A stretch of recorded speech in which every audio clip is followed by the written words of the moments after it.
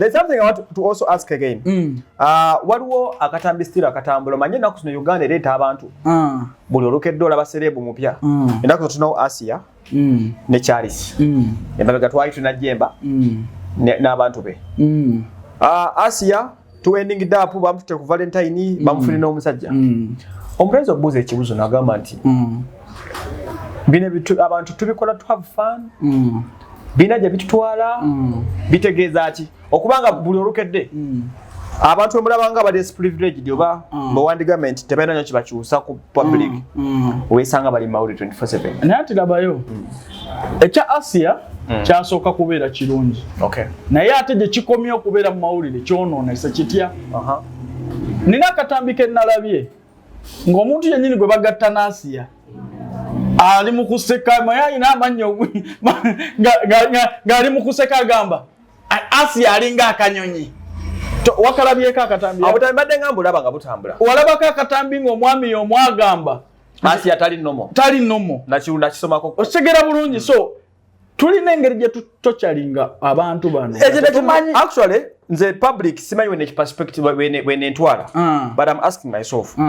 nti abantu bano tubayambira mu mbeera ki sanga olyaga nti oba emolumbi SB4 tuli mu kuyamba ba mu kusekerera like tenjagala okumanya nti tubayambe naye does it make sense kuba twatusona kubanga tubagatta ate ga si bituufu a propose nze naye ate si bituufu singa aba propose nze bituufu kirungi story nagirabye well and good tukola emirimu nga ba YouTuber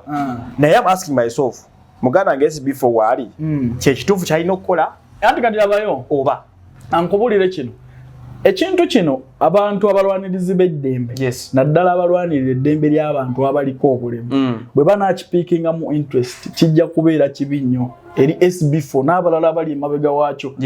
bw'otunuulira ono omusajja ye mulamu ategeera just mbeera yamutwala just mbeera kozi ategeera oyo musajja ategeera Charlse namusanga eri mu family ya SB4 gye twagenda ku mukolo endoza gy'abeera ebiseera ebisinga yena okubanga mina akakwata akamala okitegeera kati omusajja oyo ategeera naye toyinza kumuteeka ku mukazi mulalu ku mukazi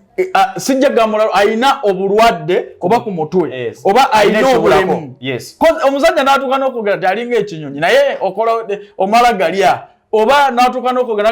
naye oyo Katonda tali balance ono mulwadde wa mutwe ekitegeeza n'omusajja naye akimanyi bulungi bali mu katembo okukozesa omuntu atamanyi kyategeera kozi kyekyo kuba singa biba bituufu nti ddala beewasiza nga si bya firimu oba abantu bano tubaleete kubayamba mu ngeri bweti kiba kirungi nnyo era ensi ejja kubadduukirira naye wano kulinga okuseketterera omuntu kuba kugamba nze nakirebe nga kigenze kivudde ku mulamwa at first yarandeka kiri ku business nti Asiah bamulese mu public anyumyeko tutaso transforming obulamu naye kati lugoyinga okutuuka okugirayo omuntu empeta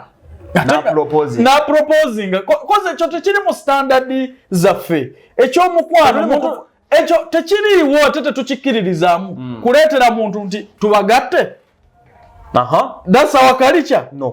nti gwe nkufunidde ono naawe nkufunidde ono tolaba nti munyiga omuntu aliko obulemu ku mutwe mu kintu kyateesaliddeewo kuba tekigenda kulastinga for a period not even a week singa ajja enkya n'akugamba nti omusajja ono yankozesa okimanyi nti kaba kaweddemu oba oli n'avaayo n'akugamba nti omuwala ono tategeera naye mwamutaba mu bikolwa bya sekisi kozi gwe muproposingidde n'empeta ne mubatwala ne ku Valentine nga tali mu senses ze oli bw'avaayo n'akikuteekako nti baamwebakako kigaana kuba kati omuntu omulala omubi asooka okukozesa omukisa guno ogenda maaso oba n'akwata ekikyalo ekyo n'akikola ebyambyone mugerokera nga Asiah ali lubuto kati then bagamba nti okusinzira embeera bweri Asiah alina okuba nga alina obutwa lwa Charlse naye nga ate si kituufu oba ne bamukozesa mu ngeri mbi wano mu Uganda waliwo abatasooka na kunoonyereza olw'okuba oli alina interest ndala n'agamba nti kati mmwe mwenna mugenda munda omuwala tumumanyi tali nnomo waliwo ekibulamu okitegedde naye ate mmwe bennyini kozi bo banyumirwa nseko buli lwayogere bitakwataganye ne baseka so kino kitokyalinga omuntu n'abantu abafaanana kati kyengenda okubuuza ekirala from there singa kobe tebirwa tebigenda wangana Asiah nga amaze okufuna ka makeup na enjoying obulamu obulungi for a week after some 2 weeks ajja kudambula mbo obuli origino obongo bwa Asiah busigalawa ebongera kusimuka busimusi anti chenkugamba agenda kudala ko kuloza ku nkoko giyali anti katika nkubulire bagenda na kumuyeya ku kyalo kubeera aka video nakalabye ng'omuvubuka agamba Asiah nti webase nani ne Charlse wakalabyeko yes. Kati olaba Asiah batandise omuntu alina obulembo batandise omuyeya mu mbeera eyo nenga namwe mwennyini mukimanyi Scott omutaddeko image endala yokuba nti alina omusajja ng'ate tamulina they're like banenze omuntu endabutula abatugoberera saagala omuntu agambe nti but may speak on my mind kubanga tuli munsi ku transforming abulamu bwaki bw'abantu nze nalabe videos ezo nenda banga kyabakodde kirungi kwa fena tuli mu charity but nga ndaba it has gone beyond kituufu wekyandikommye n'otuuka n'okufukamiza abantu nti obagatta ddala nti obagatta naye ng'ate abantu b'ogatta okimanyi tobagatta kuba eno gavumenti yaffe n'abantu abagirimu nga bw'okyogedde omuntu yanoonyedde SB4 asobola okufunira abatandise okufuna kozi omukyalo ono aliko obulemu ku mutwe bino byonna by'omukozesa biyinza okuba biteeka bulamu bwe mu matigga kozi kati agenda kufuuka ekisekererwa tabangako na mukyala bye mwamukoleseza bya firimu batandika okumuyeeya nti gwe olina omwami ng'ate tamulina because atuli ebintu bya jemba bantu bamutransforminga era abantu banyiigira wano babloga abamu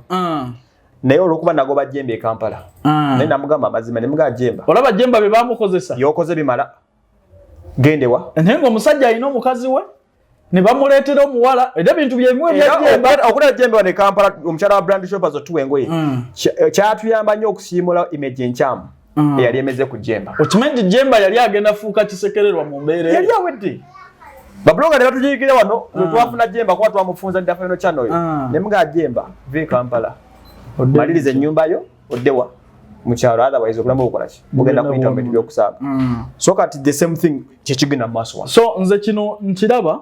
tikigenda kuendinga in 2 years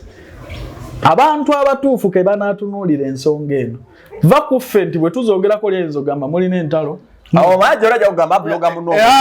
ne tukugamba but it's a fact cause omuwala ono aliko ekikyamu ku mutwe mulwadde obadde omuyamba fine kibadde kirungi nnyo naye ate toyinza kumugatta kitandise okwonooneka love kifa embeera abadde ya love yennyini kati ze neebuuza ekibuuzo ogenda kubeewaza ddi sexual intercourse ye bwe kivaayo enkye n'agamba nti mwamukozesa olina wokyegaanira tosobola omanyi bwe bakussa mu sex trafficking baasi oba owedde okutta omwana oli n'oleeta n'omusajja eri ekiwano kibuganda tekikkirizibwa kozi abantu bano badde tebeemanyi gwoleese eno n'oleeta no n'ogaa kati mubeere omwami n'omukyala oforcing omuntu into marriage ye omuwala wamuwuli agamba sooka ogule emmotoka oli agamba ne bwe kiba kibi nkikola kitwala so embeera eyo ffe twadvisinga nenze ndaba ekintu ekyo gye kiraze kiyinza okubeera ekyobuzibu kisuseemu kale nze wasoma n'ensonga tuzoogerako bye twogera bibeera ebituufu bannaye kyekyo